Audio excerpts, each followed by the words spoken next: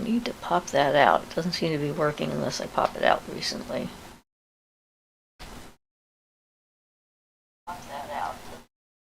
I heard me. Yep. Turn off my speakers there. Okie dokie. We are here. Ready to rock and roll. Or whatever. I guess it's got to be going through the whole upload and download process. I mean, the video looks good on your computer, but on mine it's kind of like glary and... Well... And the wall color looks purple on yours, but on mine it looks gray. Well, maybe we need to adjust it for that. No, I don't know. At some other point. Hey, someone popped in and then popped back out again. There was a 3 and then it was a 2. Hey, everybody. Welcome. I'm so glad we don't live in California right now. Between the snow and the rain, my son and his wife made the move at just the right time. I think this latest storm system would have gotten them where they lived. Hi, Anna. Welcome to our show. Any questions you have, feel free to ask. Related to magic and mysticism and stuff. And all that jazz. Hi, Ruth Ruth. says hi all. Hi, Ruth. We're getting started at our right time. And Sundrop. Hello, Sundrop. I don't remember seeing your name. I like your little logo. That's cute. Sounds like it'd be a nice name for a candy, wouldn't it? Yep. It's a little Sundrop. Lemon drop, Sundrop. Maybe. I like lemon, but... Yeah. Orange. Yeah. The flavors of the sun. More like honey flavored in a or drop. something, you know. Like honey, orange, and lemon or something. So we're now talking about your name. So welcome. I like the little logo. Can't quite see it with my... Yeah, it looks like a flower, I think. It does look like a flower. Sundrop says thank you. You're welcome. It's like I just find it marvelous, the different names people come up with. I think it's great. So I might as well put this out there before we get a whole group talking that I've got a video on the banishing ritual of the pentagram where I talk about it and some of the past aspects and things, and then I'm going to follow that up with one which is a performance of the lesser banishing ritual of the pentagram so people can see it in action, and I'll kind of talk my way through it when I do that one. I'm hoping people will watch this one first, which I haven't actually got up yet. But you've got it done. I'm going to put it up in a day or two, yeah. So just for what that's worth, I thought I'd throw that out there, so that's coming. So Sundrop says it's a Sundrop flower. Cool. And Michelle says, hello. Hi, Michelle. Welcome. Yeah. It's been an interesting week. I've been doing some long distance work for a couple of different people. So that's always interesting. Not that I can talk about what I did specifically, but Iwi says, just read the lovely poem in your page. So beautiful. Did you write it? No, I found it. And it was originally Eos rather than Aurora. But it's been so long since I found it, and then I wrote it down, and then I memorized it. And I think someone once did some research and found out who the author was, but I don't remember. So, yeah. But it's one I like to use. I use it mostly every day. I try to remember. Michelle Trask says, oh, Ewu says that sounds great, Ian. And Michelle says, I just finished your video on love, and it was such a great explanation. I found it to be very helpful on my personal journey. Awesome. Everyone wanted me to do one, so I did. So I'm glad. Anna says, I had a dream about you. We were on a bus, and we're passing by a big magical field with enormous flowers and fairies. You showed me how to move grass with your finger. I think it was a nice dream. Cool. That sounds awesome. It's always so interesting when people dream about me. And hi, Violet. And Denise says hello and blessing to all. Hi, Denise. Alexis says dream interpretation of talking to an old friend over and over, or even kissing them. Well, that could mean, just your fondness for them, fondness for your memories. It doesn't mean that you need to go find them and kiss them in real life. Dreams are usually somewhat exaggerated in the images that they bring to us. They try not to be subtle. So maybe they're thinking of you too. Denise says hello and blessing to all. Alexis says, I did that one. Thanks. Pixie Tick. Oh my God, hi. I just started watching your videos. Love them. Well, welcome. And great name. Violet says, hi. Laugh out loud. So yeah, there's so much to say about the subject of love and how to identify it and what is real and what isn't. I put in a link to the one I did on love as a emotion, a feeling, and an energy, because it kind of covers other aspects of it in my experience and so forth. But it is definitely an important subject because the word gets bandied around a lot, and people abuse it constantly and use it as a weapon to try and get people to do what they want, which is just not okay. Moon says, hi guys, looking forward to seeing where the topic carries us today. Yeah, you just never know. Current. Yep, the current, the stream that we all jump into. And,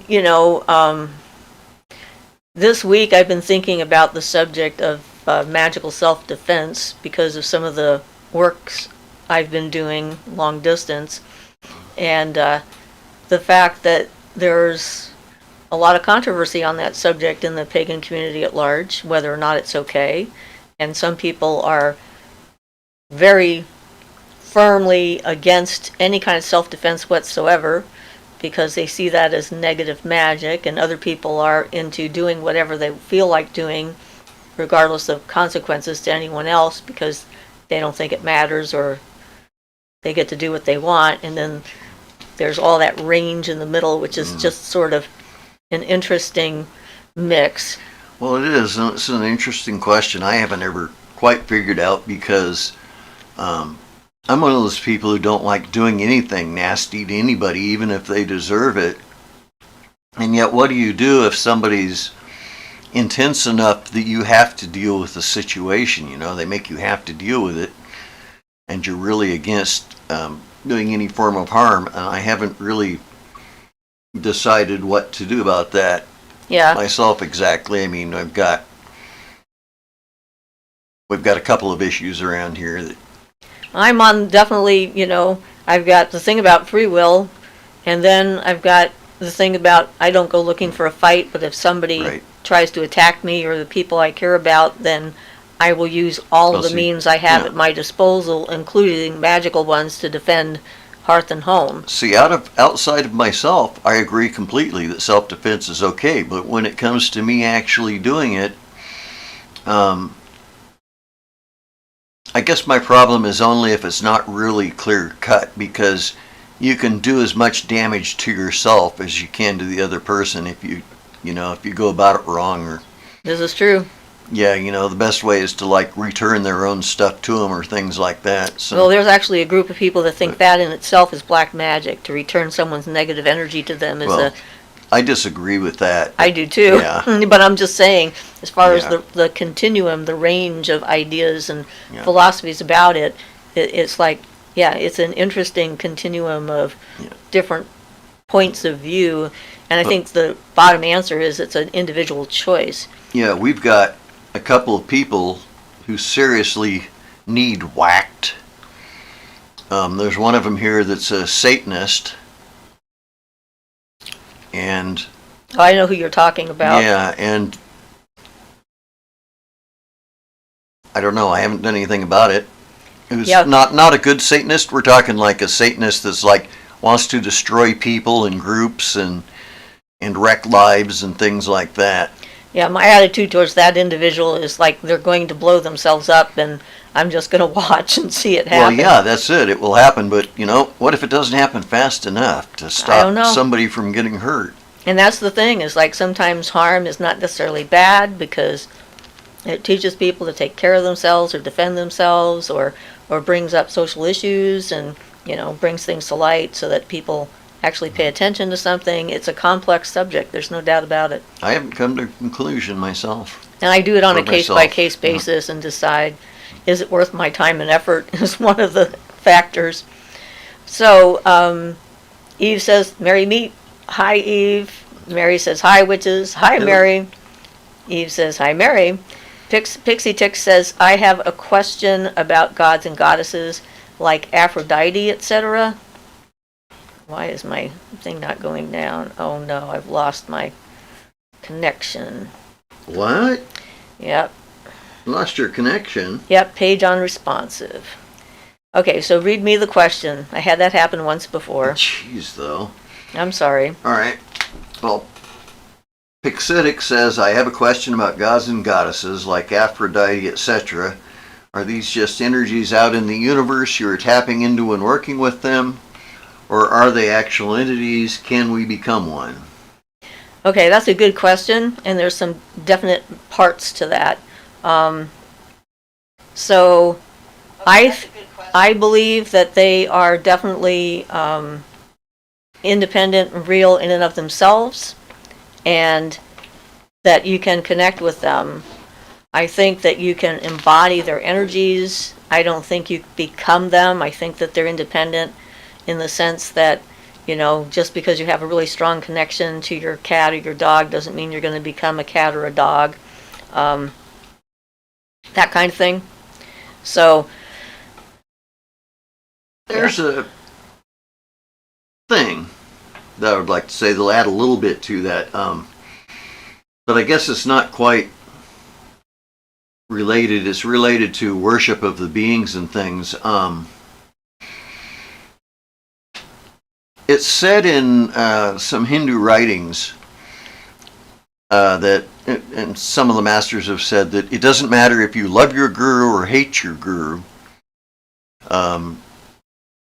You'll still end up in the same place because the whole point is you're making a connection with that guru. And it's kind of the same thing about the beings. You can make a positive connection with them, but keeping them in mind, like hating them or whatever, or one you don't like or something like that, and thinking a lot about that on that aspect will also connect you to that, even if it's something you don't want.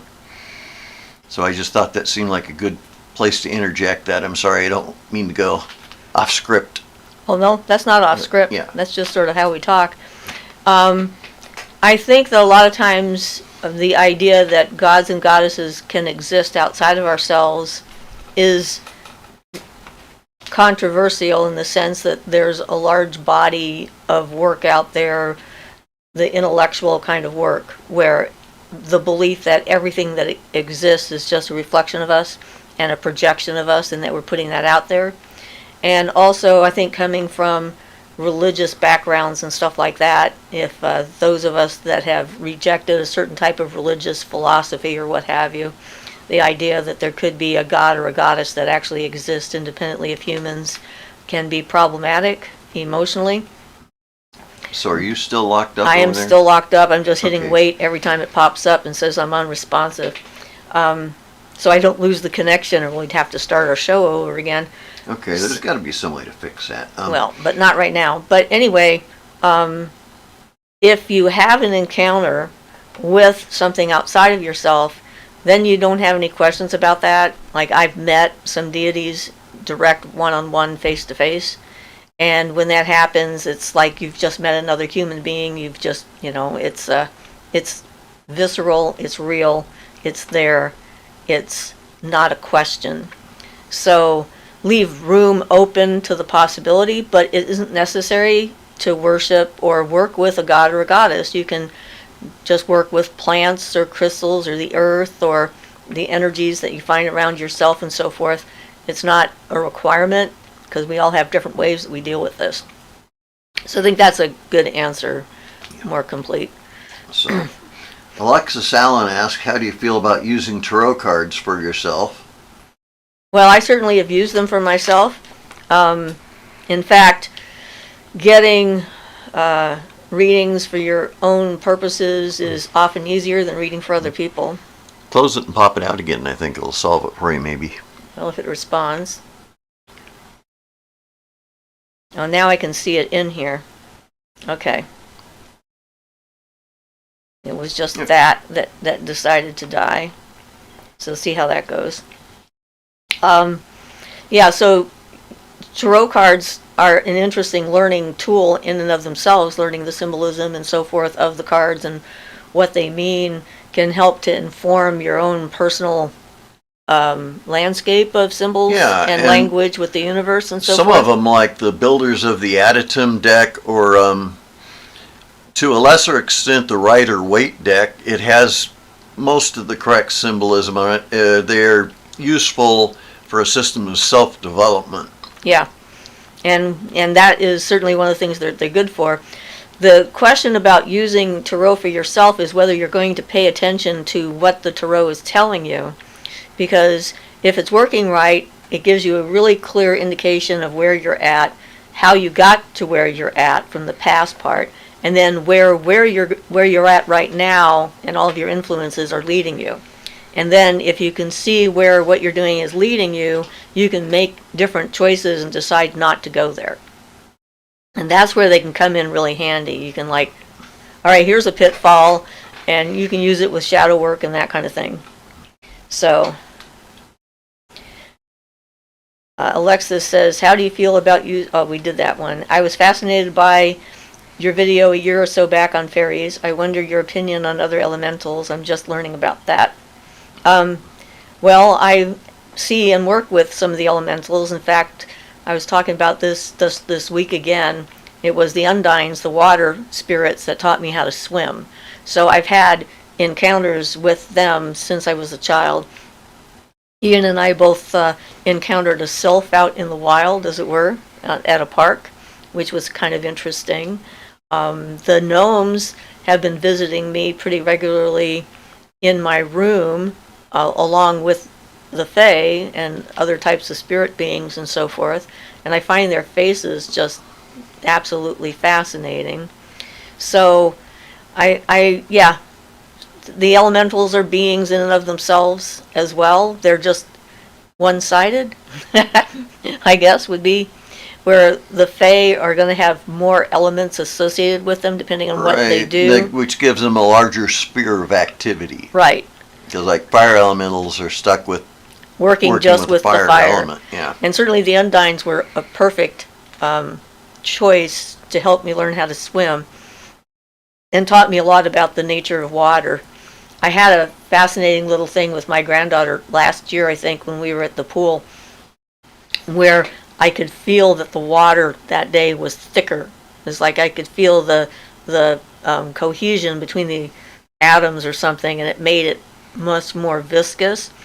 And I told this to my granddaughter, and she could feel it too. And that day she could swim without difficulty because she had confidence and belief in the thickness of the water, because I sort of put that in her head or shared it and she picked up on it. And it was interesting because it's like she doesn't swim well and she can't float, and she fights the water constantly instead of going with it and allowing it to buoy her up. So yeah, it was kind of fun having that.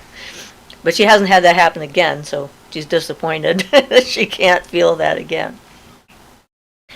So Alexis, Sundrop says, do you need to cast protection for kitchen magic spells? I think unlikely, because what you're doing is you're imbuing the food that you're making with like energy properties, thoughts, and that kind of thing. Yeah, unless I would say not. I mean, you can if you want to, if your whole house is, you know. Just need it. But right. Yeah.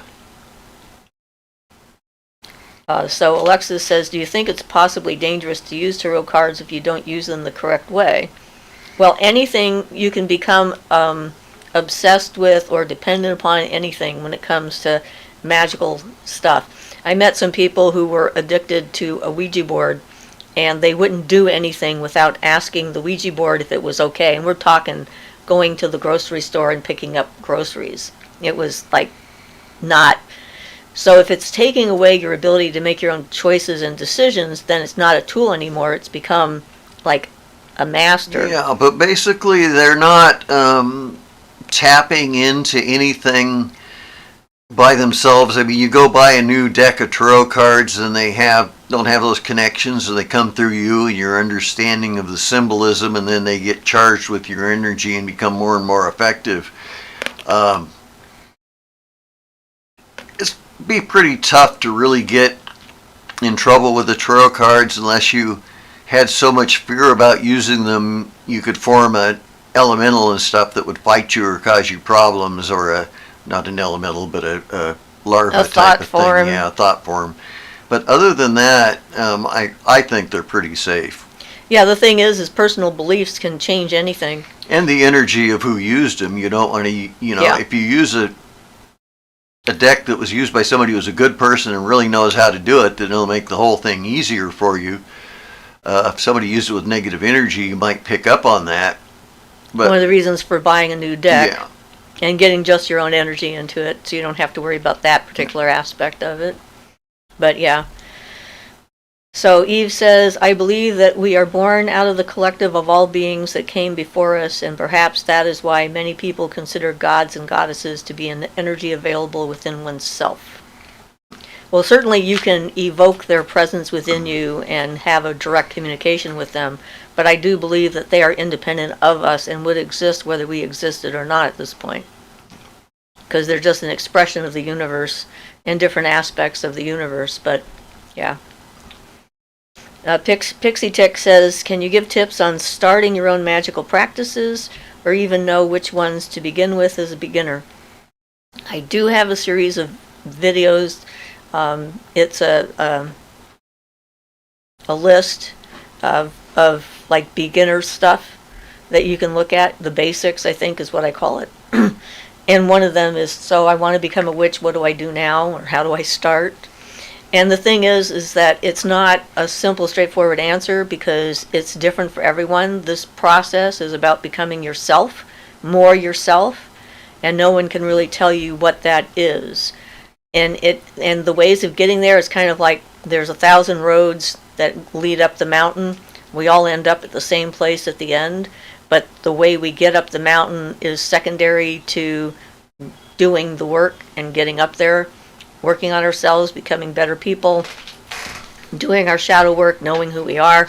So whatever triggers your interest and draws you into more of a magical reality and experiencing things on a slightly different level is a good entrance, be it crystals or working with plants or using the tarot or meditating or, reading certain kinds of books or experimenting with your psychic abilities or, just talking to other people and getting ideas and things like that. Because it's that individual connection between you and the universe that you're trying to evolve. And the universe will listen to and hear and see your actions and your energy and develop a way to communicate directly to you. And so it's different for all of us. We're all here learning different things. So there's no wrong way to go about it. And because of that, there's also no right way in that sense. Not just one way. That's both wonderful and annoying at the same time. Because people often like to have much more simple answers to these questions. Like, give me a 1, 2, 3, 4, 5, and I follow these steps and everything's great. So that's what I would suggest. And doing the personal work is the most important thing you can do no matter what your path. So working on yourself, getting into therapy if you need it, or even if you don't think you do, to be able to find out what you believe, and it's your beliefs, fears and anxieties and insecurities that hold you back. And working in magic brings them out. So, yeah, it can be fun. So Mary says, I just met a friend who only uses the Toth deck. I use Rider-Waite. She said that Aleister Crowley made the Toth. Can you talk about Aleister Crowley? I don't know anything about him. Well, just so happens we know a little bit about him. The Toth deck was painted. Crowley gave the directions for the symbolism he wanted included in them, and then the lady who was an artist went to work, and some of the big tarot paintings still exist somewhere, and you can look at the original tarot paintings that she did, but they're I found that to be the most effective deck I've ever used, and I'm not sure why. A lot of the decks will only tell me things I already know and I can't get an answer, but the Toth deck helped with that. But Crowley was a very serious magician, and I'm going to say the name is actually pronounced Crowley. That's the way his father pronounced it. They had beer or ales or something, Crowley ales. Anyway, that was the family pronunciation of his name was Crowley. He said, "Those who wish to treat me foully call me Crowley." He said, "Call me Crowley because I'm holy." So anybody probably who doesn't know how to pronounce his name properly is probably full of chicken malarkey, so to speak. As if they profess to be an expert. Yes, and don't anybody know who doesn't know how to name. pronounce it could just be anybody who's never seen his name pronounced or heard it. Crowley has an awful reputation that he did a large extent to bring about himself because he thought that any publicity was good publicity, so that anything that put a headline in the paper he liked. So, but most of the stuff you hear about him, he did this and he did that, are all just made up stories. And there are a whole bunch of them. Now there is some stuff that on the surface sounds very negative in the Book of the Law, which is the one that offends most people. But he's not considered to be of a sterling personality, but he was a very talented and effective magician. So you have to look past a lot of the nasty aspects of his personality, and he had some, to get to the magical stuff beneath there. So he's kind of a mixed bag. If you can avoid being offended by him, he's very useful information and very good to learn from. So I think that pretty much sums it up, but you have to watch out for all those bad things, which mostly he didn't do, and I could give you a bunch of examples, but it was the press, and they liked it. Mussolini, it was Mussolini who called him the wickedest man in the world. So, when you say the wickedest man in the world, you got to look where the source of that quote came from. Oh, absolutely. So he was a Hermetic, Thelemic, Western occultist. Yes, well, Thelemic, there was no Thelema before him. So yeah, he started Thelema. So anyway, that's his background. Western Hermeticism. All right, so Eve says the sun drop, don't stir the pot if you're not in good spirits. Get your magic. Yeah. That is all. No need for extra. Joey says, hey y'all. Hi Joey. Eve says, I feel like tarot cards are an instrument to cast spells. Like if you really interpret the cards in a reading and believe it, it could come to be. And they can very well be used that way. Yeah, I've seen people who use them that way and and put the cards in an order in order to help impress upon the universe a desired outcome. Sundrop says, thank you, Eve. And Eve says, you're welcome, Sundrop. Alexis says, some people are afraid of me using them because they think I could be channeling anything like negative or evil. That's why I'm just wondering. Not unless you're trying to, really. Right, unless you yourself are trying to channel negative and evil. They're a tool like anything else. They don't necessarily have a life of their own, except the life you give them as you use them and the energy that you put into them with your understanding of the symbolism of what they're talking about and how that makes you think. So if they're worried about that, I would probably not want to be friends with them. It was like, Sounds like they're dismissive of your ability to make sensible decisions about your own life. Is the hit that I get off of that statement. And I had a similar thing with a former boyfriend who wanted to preview everything I was going to read to make sure there wasn't anything in there that could be harmful to me. Because apparently my ability to make up my own mind about what to do and not to do with my own life was something he was questioning. So there. But it is ultimately your responsibility. Yeah, they just don't just automatically channel something through unless that's your intent. Right. So, Alexa says, not that anything is actually happening in my life, that I think it's due to the tarot cards. They're just superstitious, I would say. Yeah. Ruth says, or make your own. Yes, you can make your own. Yeah, and that's one of the things the builders of the Additum do. They send you a black and white deck, and then it's printed, and then you have to paint it all in. So you're kind of making your own, imbuing them with your own energy and really making them yours.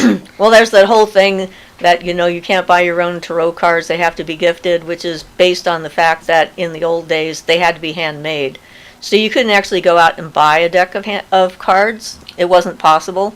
So someone had to care enough about you and be willing to spend that much time and energy to make you a deck and gift it to you. So, we have to remember where some of these things come from or do a little research and find out. Right. Because there's just as much superstition and stupidity and paganism as there is in anything else. Doing your own is well worth it, though, as far as learning it. It gets the symbols in your subconsciousness and in your consciousness and can do a lot. So Eve says, belief is a powerful thing, and it is. Yes, it is. Sundrop says, when doing spell work, can you just call on the universe, or do you need to call on spirits and ancestors? Both? It depends on what kind of spell work you're doing.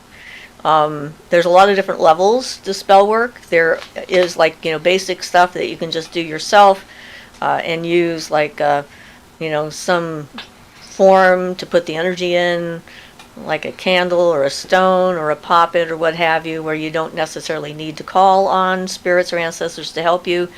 There's larger and more intense workings where it helps to have them on your side and you sort of get more of a boost from them. There's planetary energies. There's a lot of different stuff out there. So it's going to really depend upon how far into it you get or what your needs might be. I've never really done spell work for the sake of doing spell work. I've seen some people say, how many spells did you do this week or something like that. It's if I don't need to do spell work, I don't do it. It's not just a thing to do. It's on an as-needed basis for me. But, people are different. And practice can help, I'm sure. So Eve says, my grandmother always told me if I kept telling myself I was stupid, that eventually I would be. She said I have to change the tape. Yes. Yeah, that's absolutely very good point. Yeah. And Sundrop, I would say, connect with the spirits you're comfortable with. And Sundrop says, Eve, Wolf, there aren't any, so should I not practice? No, just connect with the energies that you're familiar with. Eve says, if it's Mother Earth, Gaia, Pachamama, or your ancestors or animal spirits, if it gives you a warm, comforting feeling, go with that. And really, you don't have to start and jump in on that. You can start by learning basic information about yourself and about the world around you. Because, being naturalists is definitely one of the things that's pretty common with paganism. So Mary says, thank you so much for the information about Toth and the creator of Toth. Sorry if I spelled his name wrong. My new friend I just met also said she only feels like the Toth deck is what works for her. Yeah, and everybody is different when it comes to that. Gift Happy says, do you prefer large or small cards, not many? Do you prefer one Toth tarot card guidebook over another? I like the bigger cards because they're, Yeah. easier to see all the symbolism. I've got the bigger Toth deck too because I like it. And as far as guidebooks go, I use Crowley's own book on the tarot as his own description of the cards and stuff for the. Since he created it, would make the best source material for what the intent was behind the symbolism. Yeah, and he can explain the symbolism a little bit because some of it looks different enough from the Rider-Waite deck that it helps to have some explanation of what he was getting at, because a lot of the same symbols are in there, but they might not look quite the same, so it takes working with it. So Eve says, it seems as though you are being called, Sundrop, so begin lightly, nothing to fear if your heart is in the right place. I agree. And never do anything you feel uncomfortable doing, whatever it happens to be. If someone suggests something to you that doesn't feel right, don't do it. It may be right later. I mean, we've had books that, we've read at one time and like not gotten anything out of it, but then 10 years down the road or even 20 years down the road, after certain experiences that we've had, it suddenly makes more sense and is more applicable. So just because something doesn't feel right now doesn't mean it might not feel right later, because this is an evolution. You're evolving your own spirit and connection. So Mary says, I might have to go check out Toth, although I love my Rider-Waite. Well, I started off with Rider-Waite, and that's a good foundation for the Toth deck. There's nothing wrong with it. I think Crowley's symbolism is interesting, and the artist he had paint his cards, the cards are beautiful. They're beautifully done because the painter was really good, and he took several years to do it, but yeah. So Sundrop says, okay, thank you, Eve. I like that you're all answering questions. And Eve gets a nice little star. Daniel says, thoughts on scrying the ethers? Well, I want to do it. I haven't done it yet. We've made the Enochian tablets, and a bunch of the props and things were basically ready to just do that. I found the vision and the voice quite interesting, which is Crowley's take on scrying the ethers, and a lot of them were very initiatory for him. And I have read that you will be able to succeed in scrying the ethers up until the level of magic ability you have. They comprehend the entire universe, similar to the Tree of Life, but the ethers are more like an onion, layers upon layers. And yeah, I want to scry them. I'd love to. That's one of the things I really want to do, and we'll have to get back to that, maybe since you brought it up, pretty soon, because we've got the equipment ready, and that took so much work and so much time. I made all of the tablets, and he made the main thing. I did the elemental tablets for the Enochian stuff. Got videos on how to make them and what we learned. Sigillum, and so DMF, and stuff. So. And Ian did the Sigillum, it's something I really want to do. Yep. But have not yet. So Lewell says, hello, it's been a while. Hi, Lewell. Shay says, hello, Siofra and Ian. Hi, Shay. Thank you for checking in. Sundrop says, I'm a beginner, so I like to inquire. I want to do right. And Denise has given us a marvelous donation. Thank you, Denise. We really appreciate that. Shay says, Siofra, your latest video on love was extremely powerful. Thank you. You're welcome. And Ian already thanked Denise since it was below where I was reading. Yeah, well, so I appreciate that.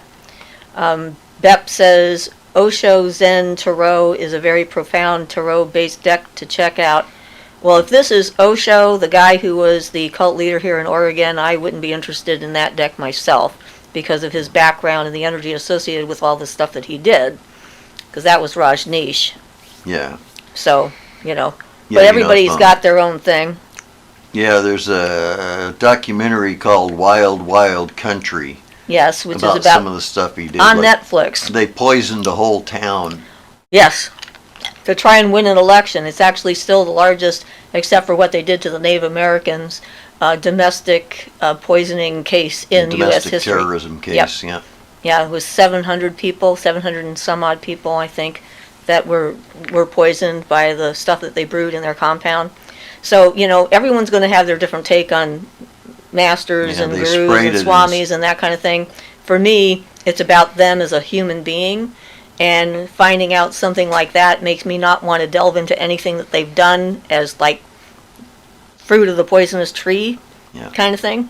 So I don't trust the information.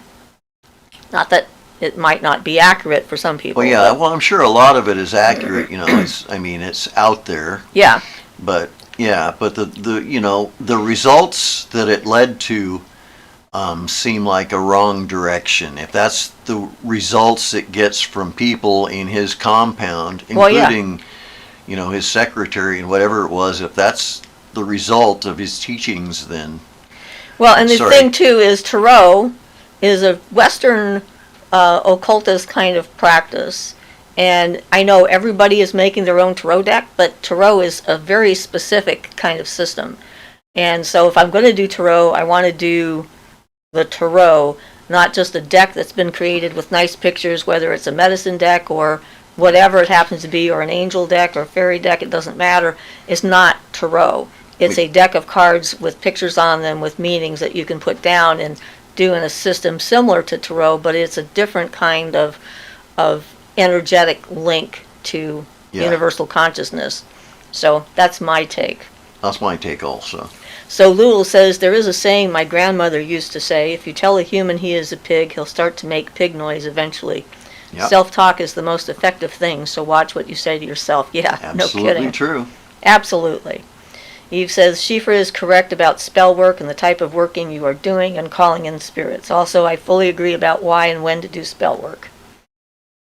Sundrop says, I just don't want to attract the wrong spirits. Again, you won't unless you're trying to. I mean, if you... Yeah, the way this works is that like energy attracts like energy. So if you're afraid of something, then you attract the thing that you're afraid of.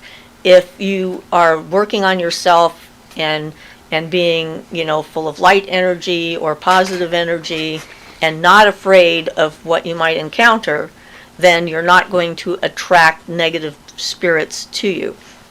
Because when it comes to energy, negative beings feed on fear, confusion, and, all that kind of stuff. If you don't have that, there's nothing for them to feed on. There's no reason for them to come around. But this is part of shadow work. This is one thing you'll end up having to get into if you're going to progress along the path, is rooting out the things that you're afraid of and the things that you worry about, and looking at them, taking them out, trying to decide, is this a real thing? Is this just something someone told me when I was 3? Something I learned in school, something I learned in church, something somebody said to me, and it's about being able to evaluate that in yourself and then make a choice about whether you're going to continue to believe it or not. It doesn't mean that there aren't some things that are just real, but it does mean that your ability to interact with the universe can be tuned into the things that work best for you. And then you can leave out the stuff, when you're not fighting with yourself and so forth all the time. And definitely self-talk is really, really important to that. Most people have got a voice in their head telling them that they're not good enough or they're doing something wrong, and then they have friends that tell them the same thing, which sort of adds to that pile. And, self-confidence is a fragile thing, I think. And apparently, if you are self-confident, you're pushy. I believe in being well-defined as an individual. And it doesn't mean that other people can't have different opinions or different feelings about stuff, but it means that I know where I stand on the things I've looked at. And then the universe knows who you are. And that's what this is about, getting to know the universe and yourself. So Mary says, do you have a video on using a pendulum? I was in a store recently and felt interested in them, but not sure if they will work for me. Well, they don't work for me, so except for being able to tell if energy can get out of something, like, we talked about last week, when I was trying to find a cloth, a material that would stop energy. It will tell me whether or not it's picking up on anything, but I have my brain, the way my brain works, as soon as I start using a pendulum, if I start thinking at it, I can tell it what to do, so I don't trust that it's a neutral source of information. Not for me. I mean, I can't get clear enough to be able to effectively use a pendulum. So, yeah, I don't have a video on it. I don't know if Ian wants to do a video on using the pendulum or not. The question is, she was in a store. She right. wanted if we had a video on it. Yeah, I can't use a pendulum well either. I usually get a little bit different effect. Usually if I just bring it out, the first thing I ask it, I'll get a legitimate answer, but then it stops working for me. Just like, I think my mind interferes too much or something. That's I'm not definitely sure. me. I mean, I can hold this thing and I go in a circle and it'll start spinning around like huge like this, and then I say stop, and it'll like stop on a dime. Highly recommended for people who can use them well, but I did just learn that using a silk thread on my pendulum makes it work better for me and less affected by my own thoughts and feelings and things. So. I think for me it's a practice in telekinesis. Because I need to work make with that it thing more. do anything. And I think pendulums are totally valid. It's just my own lack of ability there. So. Well, we got different brains, and Yep. and you find a tool that works for you. So, Darlene says hello, hi Darling, and Sundrop says thank you, you're welcome. Mary says, I saw that documentary on Osho, so crazy. Also, that speaks a lot that Crowley must be okay if you feel that strongly negatively about Osho. Yeah, that's true. Well, Crowley had strange associations, I guess I wondered about. Well, lots of people wonder about Crowley.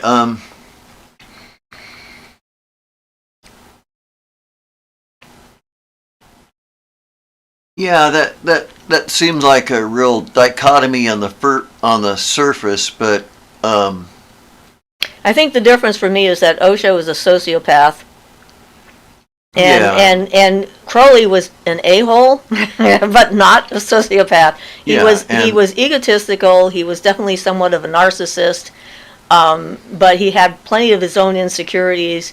And he wasn't as manipulative as Osho, as Rajneesh was when it comes to making people do what they didn't want to do. He had more of a Crowley had more of a respect for the idea of free will, even if he was sometimes misogynistic as well as a product of his time. Do what thou wilt should be the whole of the law. That's his right. And so he's not a person that I would want to meet on the street. Well, I agree. As a woman, especially. As a person, yeah. As a person, I think he was lacking, but his magical stuff is good. And as far as I can tell, I did a lot of research on Crowley. There are only a couple of different things he did that people would really object to, that are real, that really happened. There's a story about him drinking cat's blood that never happened, and well, there's a lot of misinformation out there. A lot of misinformation, but and some hysterical stuff, like the local newspapers. When Crowley came back from being overseas somewhere, the local paper put a notification: lock your daughters up because Crowley is back and he's going to get your daughters. I mean, the hype was pretty extreme. Yeah. But so really, but he was a serious magician. He did a few objectionable things that aren't all that objectionable, really.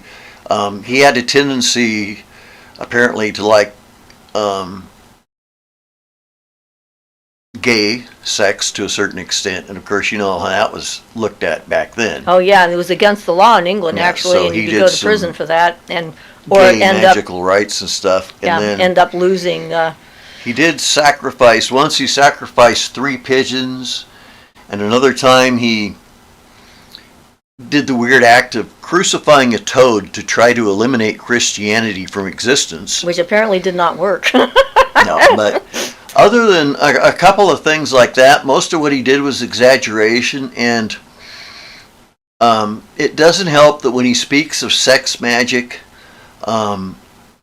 he decides to use the terms like, for masturbation as a man, it would be killing 100 male babies or something, or killing 1,000 male babies, and he'd talk about it that way so that it led to like all sorts of more bad imagery. Yeah, there was a story that he killed a child a day for a year. Yeah.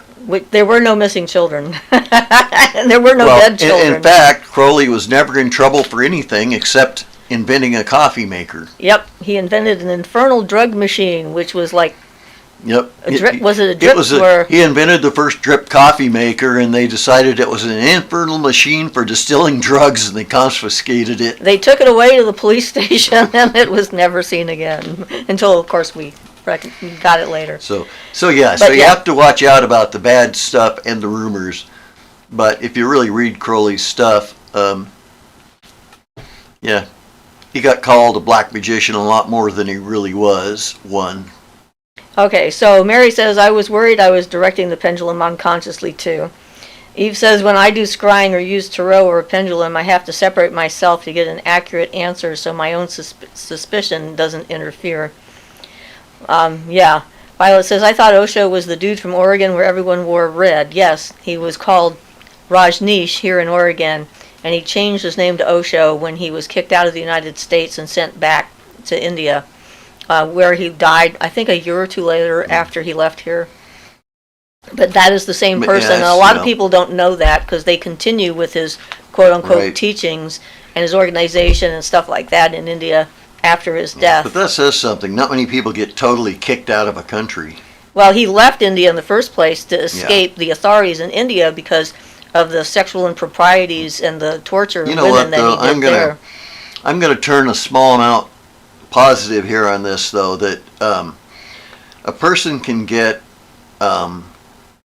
can take the positive aspects, take the positive aspects and reject the obnoxious ones, and that's kind of what you have to do a little bit with Crowley. So, I agree. I have no desire to be associated with that at all, but there are people who actually get good stuff and make some spiritual progress from it. So, we're not into it at the moment. Not against I've never really been seriously into it, and Ian was when we first got together, but he has since moved into other areas. Well, you were in his organization when we met you. No, I wasn't. You were not in the OTO? That's nothing. Oh, Crowley, you're talking Crowley. I thought I'm not talking Osho, sorry. Confused me. Never mind. We'll go back to that later. But yes. Yeah, my concern about that is the fact that it's coming from a sociopathic point of view, and all the language is meant to manipulate people out of free will, but on the Osho end of things. All right, so Angela says, blessings, everyone. Sorry I'm late. Hi, Angela. Eve says hi. Angela says, hello, hugs everyone, and Siofra and Ian, thank you. Angela says, my newborn niece flipped off the nurse at the hospital today. I'm guessing she's an old sassy soul. Oh, that's fantastic. Soliol Levant says, Solomon E. Makita. Eve says, like if you fear the answer is something unfavorable, your own energy could push that message through the cards or pendulum or whatever. And congratulations on your new niece. Bep says, as for Osho, one can't take things from a Netflix documentary and make a conclusion on the guy until... I agree, but you know what, Bep? I was here. I was here when it happened. And I've met people who were there when it happened. And it's not just from a Netflix documentary. I was here on Oregon and saw it happen, right up from where I was living. But besides, like I said, you're free to do whatever you want. It's just not something for us, and not something I said about the tarot, it's not, in my opinion. A lot of the teachings are legitimate teachings that have come from the past, and those are still valuable. So Eve says she must be punk rock about the baby. Violet says, hi, Angela. I am just getting ready to sign out for the Moon Key thing. Bye, guys. You both rock. Bye, Ann. Violet. Bye, Violet. Have a good class. Moonfire Dawn says, thanks so much for the new information, guys. The Crowley coffee maker story is great. You're welcome. Violet says, too funny about the sassy soul. Angela says, thank you. And yes, my little niece and nephew, she's a twin, are amazing already. Awesome. It's always good to have new energy in the household. Mary says, that was the funny when you thought Ian was in the Osho Society. No, I didn't think. I just got confused. I was talking about Crowley. He thought that I thought, which was confusing, yes. Anyway, that's how we roll. We figured it out. Angela said, blessings, Violet, and hugs. Mary says, congrats on a sassy new little lady in the world flipping off the authorities. Eve says, a silk thread, you say, Ian? That is fascinating. I wonder if it's due to the type of material. Perhaps it is more reluctant to retain personal energy. Well, yeah, that's one of the functions of silk is to block that. So it definitely helps for me, rather than using the chain that came with it, Yeah. using a silk thread. So Gift Happy says the second Barbara Brennan book, Hands of Light, she recommends the Beechwood pendulums made by Metaphysical Research Group. Angela says, thank you, yay, I was laughing so hard. Eve says, you're welcome. Yeah, so, I mean, that's the thing, is like everyone's going to have their own take on everything in the universe. Yeah, well, and I'm sure so there are a lot of people who can't stand Crowley stuff, so. Well, yeah, I know that it's there are kind a of lot. an individual sort of inclination. What got me started once was wondering how somebody so obviously smart that he could play grandmaster level chess, he could play like 4 games in his head simultaneously And win all and of win them. Yep. things like that, and wondering how somebody like that could be this person that I heard about with all the stories and things. And that was kind of part of it for me, was getting to the bottom of this riddle. How somebody so intelligent could do all these things which sounded so bad on the surface. All right. Mary says, thank you, Gift Hippie, for the book recommendation on pendulums. Angela says, so how is everyone today? What magical plans are in the works? I've got some candles going. Well, I guess Ostara is coming up, because this is the 12th, so in a week, a little over a week. So the next time we're together, it'll be almost right on top of Ostara next Sunday. And yeah, so nothing. I mean, the things I'm working on are constant as far as I'm concerned. I'm not working on a specific magical project right now. Although I'm thinking of crocheting myself a coat. I found a top pattern that I liked, and I'm thinking of making something about that, but that'd be just a craft kind of thing, not necessarily magic. Yeah, I've just been doing my regular meditations, though, always working on income, which is one I seem to be bad at succeeding at. Yeah. Angela says, I bought a special candle for Ostara. Moonflower and Norian scent. I'm spelling the second flower wrong. I know I am. Well, I don't know if you are or not, because I don't know that flower. But hey, I'm sure we'll do something small for that. A few years back, we had another group that did Ostara, and we did Beltane.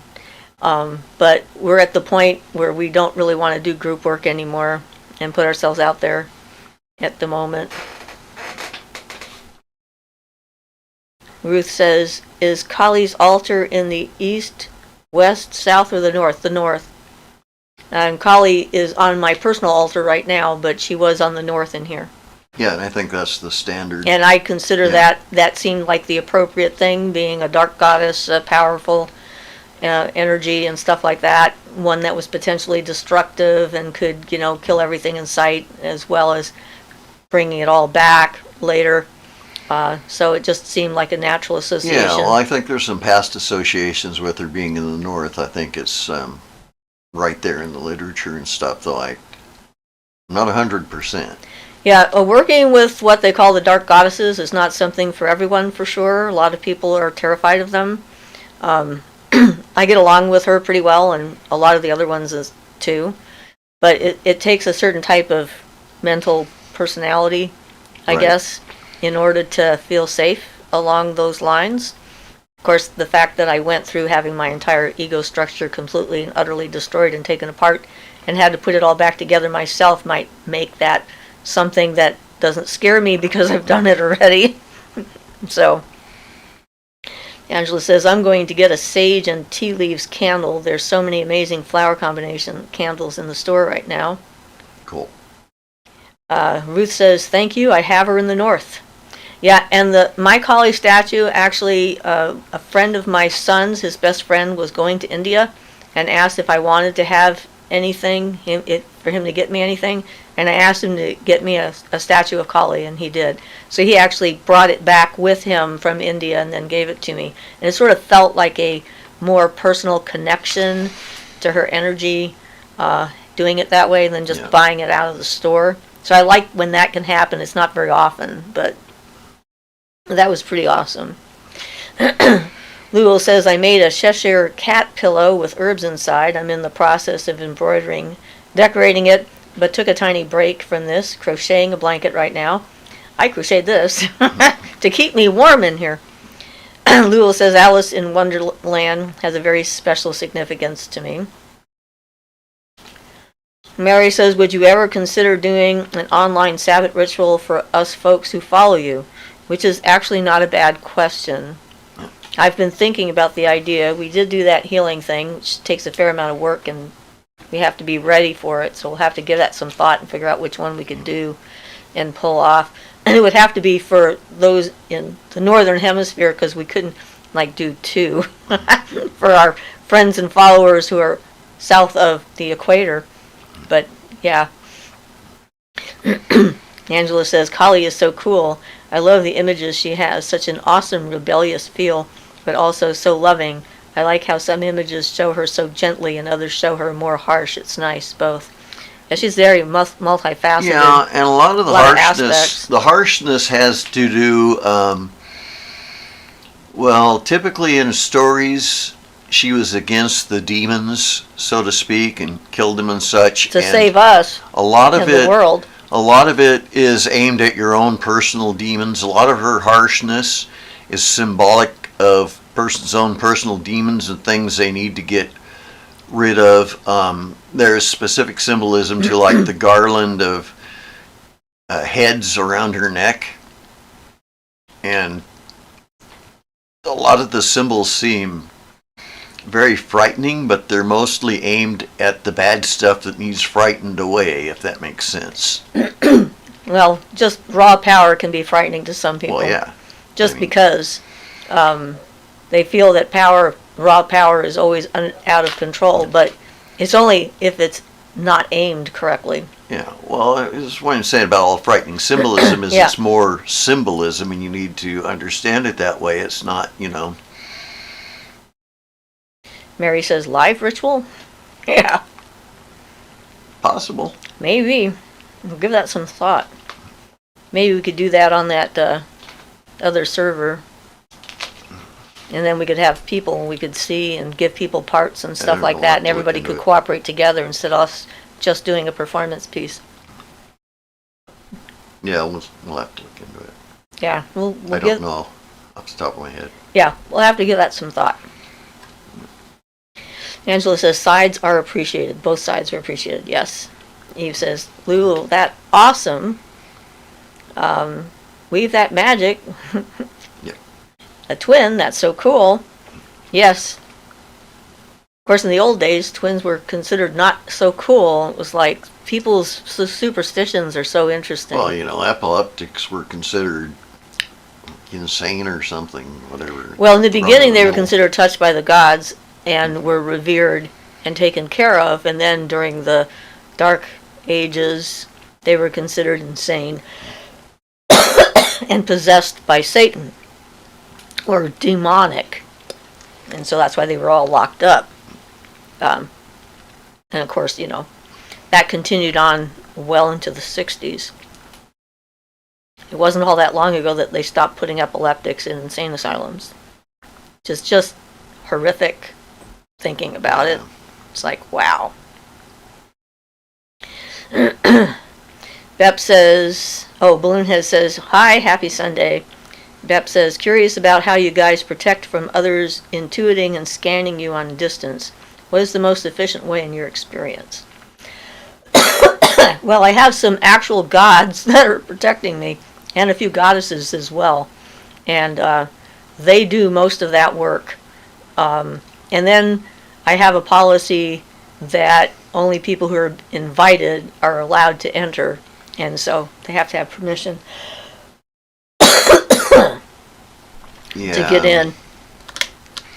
And my natural defenses are set up that if somebody tries to do that and they have ill intent, they're automatically sent packing. Yeah. Short term, if you got something, you can always picture yourself in the middle of a steel ball that blocks out everything. We have an active circle around our property, sort of a threshold thing at our gate. I have objects that are on my fence that are protective. I have mirrors in my windows that reflect energy away from me or from our house and our person. I cast a circle around my bed at night. I have a copper wire and a knife in the floor to ground out thought forms and things like that. And Ian made me a special... True. We actually have a lot of protection.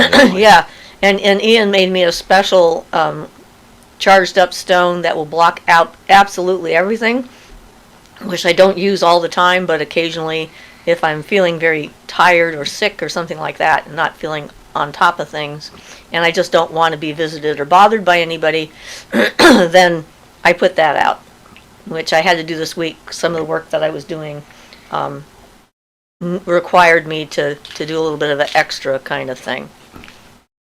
So mostly though, building up your aura through practice and work, building up the strength of your aura and such will just automatically keep a lot of that stuff out.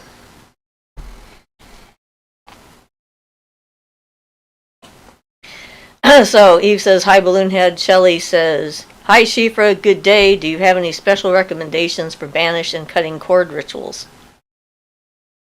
Do them however you can. You can use a candle, put the name of the person you want to banish, and you know, stay away from you. On the candle, put I banish you on the candle, charge up the candle with their image, burn the candle, and then don't have any contact with them in the real world. I mean, if you're going to cut cords with somebody... that's the important thing, not to reestablish it. Yeah, it doesn't work if you then establish the connection again, then you're opening up the door. I had a woman here in town years ago that was having trouble with her ex. Whenever they got together, she had to have sex with him, and she was having a hard time stopping herself, and she didn't like it. So she asked me to do a cord cutting for her, which I did, and I told her that I could only do that once, because if she then, you know, contacted him, got back together with him, then it, you know, it's telling the universe she's not serious, and I can't do that for someone else more than once. For yourself, you can do it over and over again. Yeah. But if you're going to do it for someone else, there's kind of like, it's a one-shot deal. And even after that, you should stop thinking for like a cord cutting, and then you stop thinking about the person, because as I was saying earlier, thoughts go out. If you love somebody or you hate somebody, you're still thinking of them, and you'll bring that through, even if you don't mean to, by thinking a lot. So the best thing to do is, at that point, is to let it drop completely, and they're gone. No more of a problem. And you can do like astral cutting, you know, with an Othame, and visualize the cord and cut it. If you have a hard time visualizing, you can wrap a cord around yourself and use a pair of scissors or a sharp tool to physically cut the cord after you've attached it to something that represents the person you're trying to get rid of or get out of your life, and then cover whatever that object was, and then take it off your property and go bury it in the ground, and then leave it behind and don't bring it back. If it's a personal relationship and you've been having trouble with it for a while, you want to get rid of the things that they've given you, because those are energetic doorways into your energy field. When I was in my 20s, I had a friend who got involved with a group of sisters that were really negative, into black magic and all this other stuff. And so I knew that was something you needed to do. So we took everything that this woman had given her and took it out of the house, threw it away, or buried it. And there was one picture she made that we burnt, because that seemed to be the most complete way to get rid of that energy that she had done. And so that is like, you know, you think about that, when somebody gives you something, even if they don't mean anything negative by it, you are now forever going to link that object with that person. So when you use it or wear it or see it, it's going to bring them to mind, which makes it difficult to excise them. So I did a lot of burning of pictures of my uncle and my father who abused me in ritual. So that's another method to try and help. There's a lot of things leaving you can things do. In the past.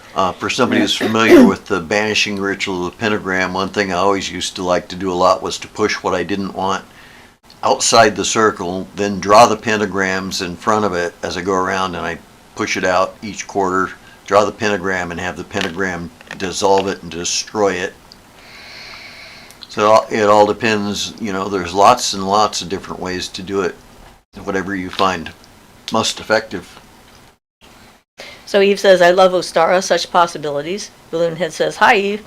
Angela says, wow, crazy how perspective on twins change. If my niece flipping the birds any indication, they'll be double cute and double take no stuff from anyone. Lou says, so our left-handed redheads weren't appreciated.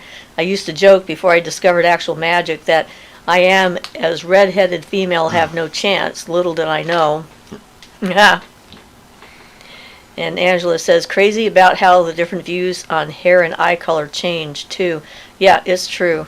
And the thing is there's no basis in actual reality. It's just something that they've just decided. Like having a mark on your skin makes you a witch. I mean, I have a birthmark on my knee that I knew from a pretty young age that if I'd been born back in the burning times, I wouldn't have lasted very long because there it was, the witch's mark. Angela says, I think everybody is absolutely beautiful. People need to be just nice and look more for the beauty and stop looking for the negative so often. And I agree completely, and I'm going to put a quote in here. Something Coyote said was, you are not the painter, you are not the brush, you are the painting that paints itself. Lulu says, black candle for banishing? Yep, I think it works really well. And Beb says, that's a stronghold there. Well, yeah, the more sensitive you are, the more you have to protect your space, your emotional and mental and psychic space. Generally, though, like once not that I'm worried that people are attacking me, it's just that I like to sleep. In general, once you get it good enough, though, most of the stuff just gets taken care of and you don't even notice it. So once you've got it set up well, you can kind of, I mean, not ignore it forever, but, Well, I mean, the stuff I have in my yard passively keeps people from coming into my yard, which I'm just in favor of. Well, considering one of the people we're trying to keep out of our yard is literally insane. Well, yeah, that doesn't seem to work break, on her, unfortunately. Although she hasn't come into our yard since we put up the red hand. So let's hope that maintains. I was thinking about that the other day, because now we have, like, the hand. I did a video on how I made that. What is it called? Oh, I don't remember what it's called. Yeah, but anyway, it's like a stay away hand, and I put in the symbols for the elements and the planets on the appropriate fingers because they were all wrong. Hamas, I think. Hand of Hamas. Hamas. Somebody will know and let me know. But then like a big pentagram in the middle, which is like like stop, don't come in. And when I first put it up, the first postman who came by would not go through my gate. He went all the way around to the other side gate and came in. He saw that thing and just immediately kept on going. It doesn't work now for the postmen. They figured that out. It's not for them, but it was pretty entertaining. So, and Eve says, Angela, the babies must have Jersey souls. And Angela says they must.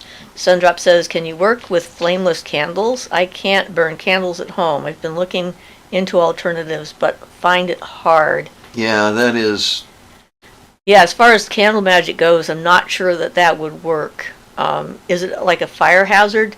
Or is it just that no one's allowed to have an open flame?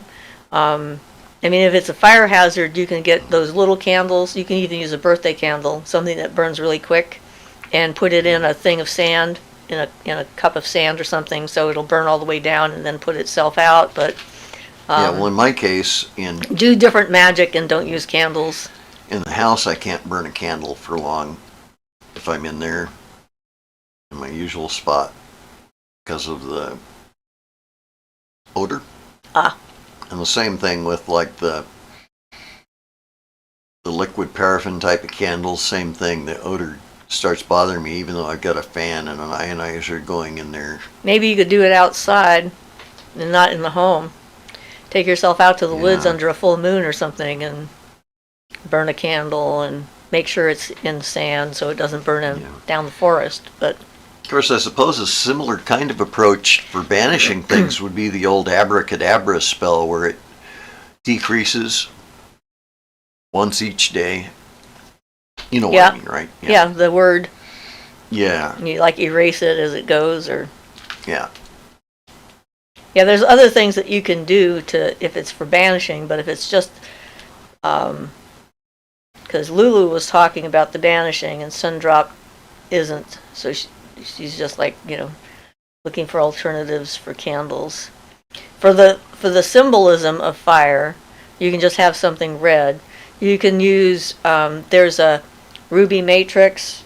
I've got these are rubies and emeralds here, but you can buy like a stone that has little particles of ruby in it, or a carnelian, or something else that makes you feel and think of fire, or a picture of a flame to have on there, or even a candle that you never light, just as symbolic, depending. So Shelley says, thank you, great advice. Eve says, yes, a group ritual sounds lovely. Shelley says, oh wow, I didn't know that. Eve says, boy and girl twins are also a cool cause. You get 2 for 1. No need for a second pregnancy as you got both. Yeah, and they're not like identical twins, so they don't have that past anxiety about the soul being split in 2 and having to kill one to keep the soul whole or some stupid thing. Angela says, oh, Alexa says, any type of birthmark is the witch's mark? Yeah, pretty much. Because they were looking for excuses to kill people, so it didn't matter to them where it was, just the fact that it was there if they were looking for it. And they found it, there you go. Angela says, oh, I like that, Ian. Lula says, wow, Ian, that's profound. Eve says, I have a collection of stones I found out in the nature, which I use to replace in the ground in a circle around my house. Yeah, that's a good... Yeah. However, you have to watch out for what a friend of mine did. He placed some protective stones around his house and buried them. And then he couldn't find them when he moved. He wanted to dig them back up and take them with him, and he couldn't find them, so he had to leave them there. So if you bury them, they may stay. They might stay, but then you can just say, protect the property. And then if nobody pays attention to you, you can, stop. Yeah. I guess. Well, in his case, I don't think there was any reason not to leave him there. He just wanted to take them with him because he's done so much work charging them up.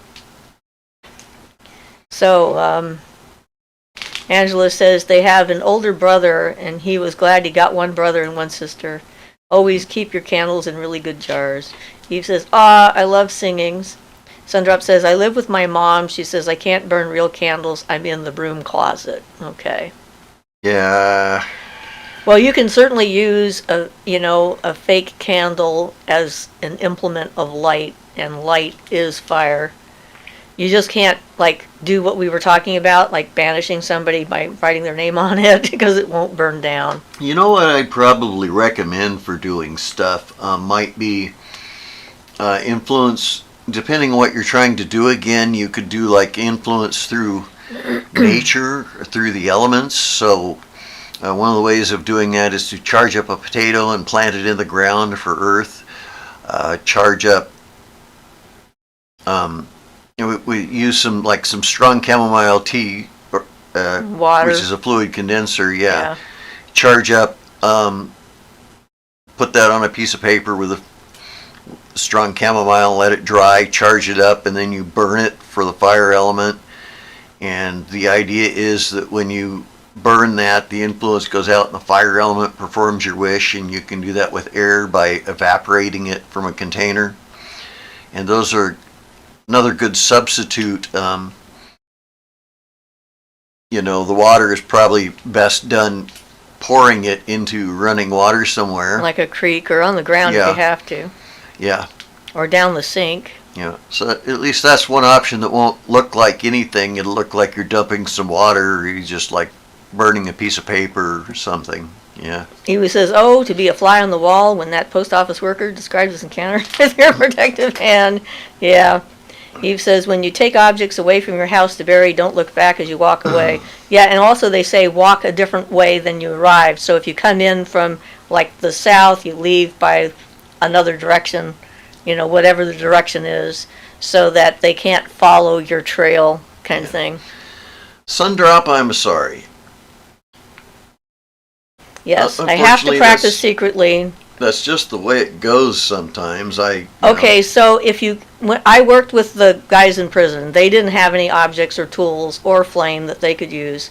And so we did everything in the realm of imagination on the mental plane and visualizing things in your head so that, you can create your magical tools in the other planes. You can use them, you can do a full-on ritual, you can have bonfires, whatever you want, that are in the astral and the mental plane. And then when you're not having to hide who you are and you move out of the home, you will have developed this connection with those things, and then they will just start coming to you. But you will already have pre-charged them up by using the power of your imagination and developed your imagination in the process. So that's what I did with the guys in prison. And you can do the meditations and things like that. It's mostly internal work, actually. The external tools are very useful and helpful, but they're not strictly necessary.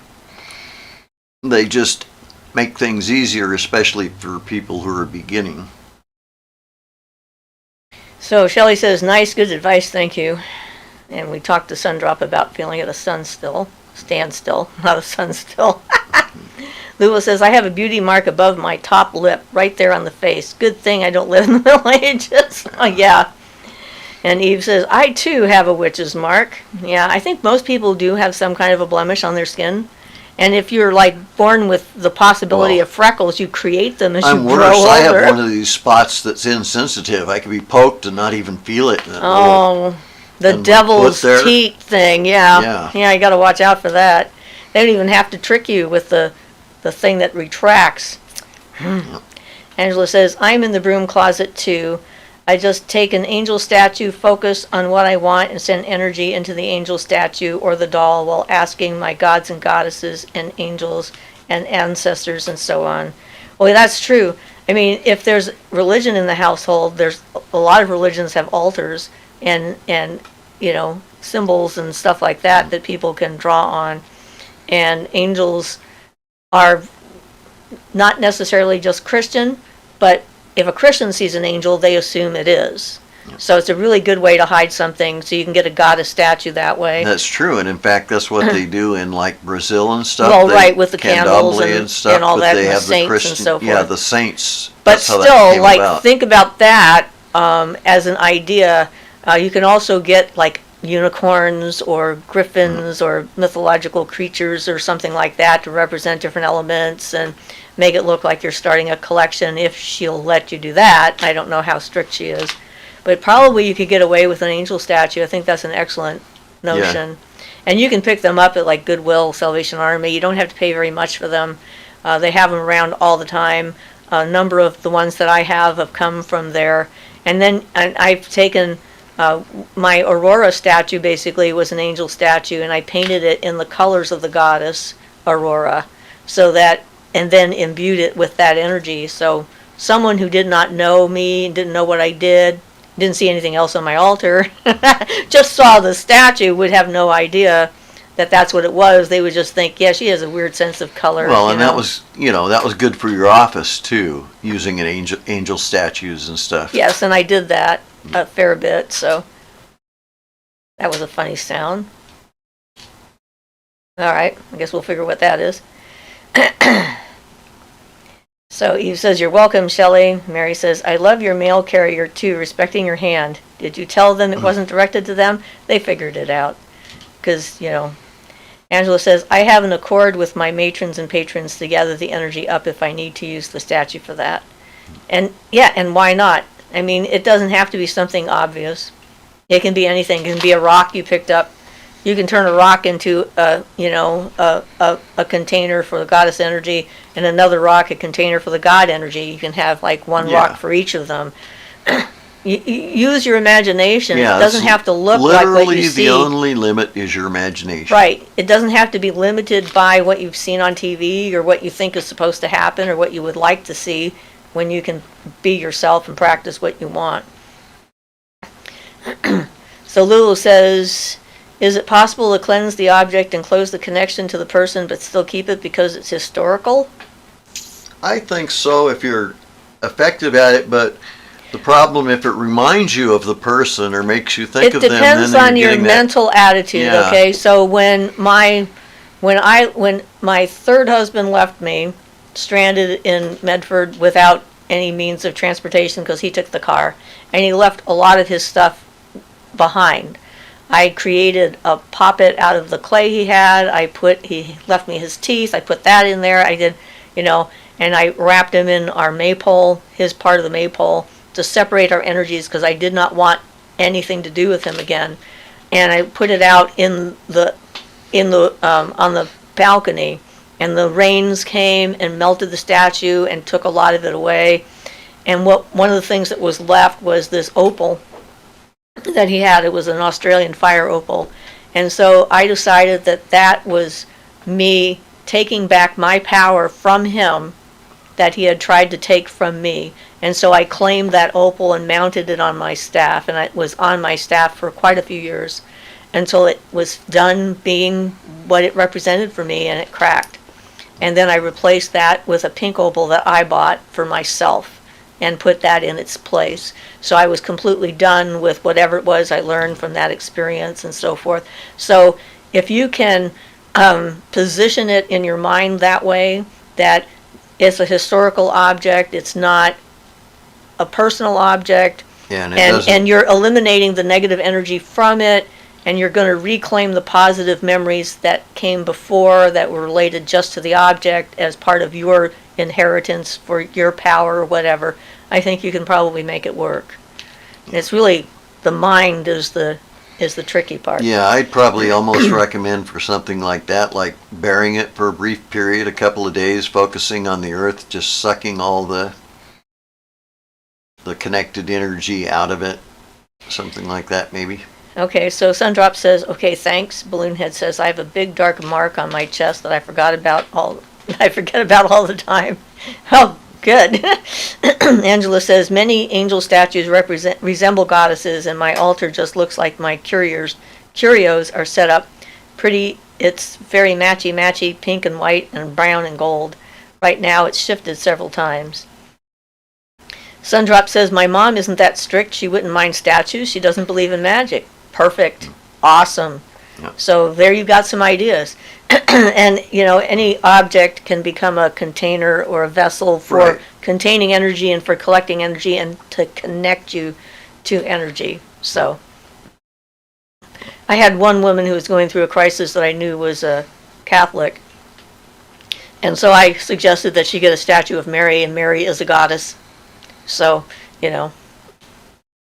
he says, yes, all the tools are truly within. Objects are for focusing. Yep, and sometimes for collecting. Yep, I like objects, but it's nice to not be tied to them, whereas if you don't have your objects with you, you can do it anyway. Yeah.